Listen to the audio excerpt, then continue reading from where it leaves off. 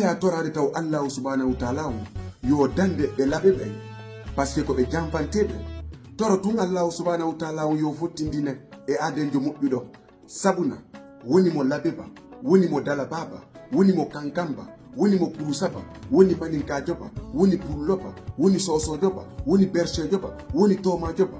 be fu no mari himbe jamfantebe ko Allah dandu en fop mebe fottugol neddo jamfantejo. C'est paradis de la vérité. Au paradis de la vérité jama on fop no heɗitima on wiida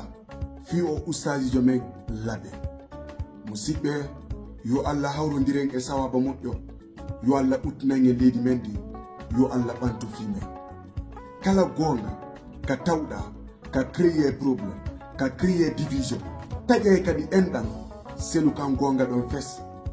kala fenande nde tawɗa sa feninde moƴƴine tokkay enɗam jonnodire jama on fop juuɗe fenu harma yo Allah okkuren hakkille moƴƴude faamu sabu na hakkille ko joma mum nafi babirawo men go ustazi en yewtere maɓɓe nden hay si tawi ko gonga mais moƴƴana lendi moƴƴana laɓe moƴƴana fuuta sabuna ko division addata e nder fuuta e heen e yennidirgol kan haala ɗo kadi no wawi wonde sabu hoɓɓe go hula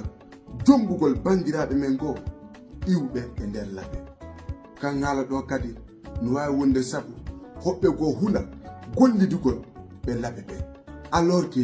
naɓe laɓe ɓen fop woni jamfanteɓe naɓe laɓe ɓen fop woni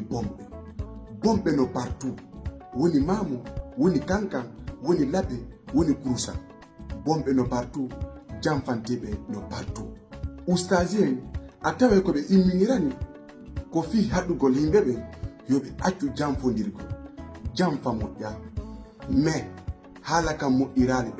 ɓe falti faljere nde waɗi sabuna haala kan créyi probléme créyi yennidirgol moƴƴa hay si tawi noon ko gongal mais wigol noon ustaji en kadi ɓe interdisama yewgol ko juulirde ɗon juula mi sikki ɗum noon kadi nako ko moƴƴino mi sikki joɗɗingol ustaji en nu yewtaɓe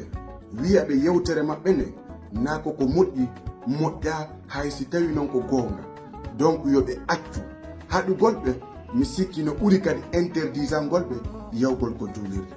donc yo Allah hawrondiren e sawaba moƴƴo sa landike woɓɓe goo hande ɓe wiye probléme fuuta fop ko laɓe alors que probléme fuuta ba probléme lagine ba ko enen jeunesse o ko enen fayɓe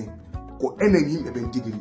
ko enen duwa jonnodirgol tuuɗe ko enen duwa yurmodirgol ko enen duwa nafidirgol ko enen duwa sorrindirgol donc wonɗamo labe ba wonɗamo mamum ba wonɗamo kankan ba wonɗamo kisigugu ba jonnodiren tun tuuɗe yurmodiren ko ɗum non nafatayi yo Allah hawrodiren e sawaba moƴƴo yo Allah ɓantu fi meɗen yo Allah uttinangen leydi men ndi c'est paradis de la vérité et rien que la vérité et wassalam.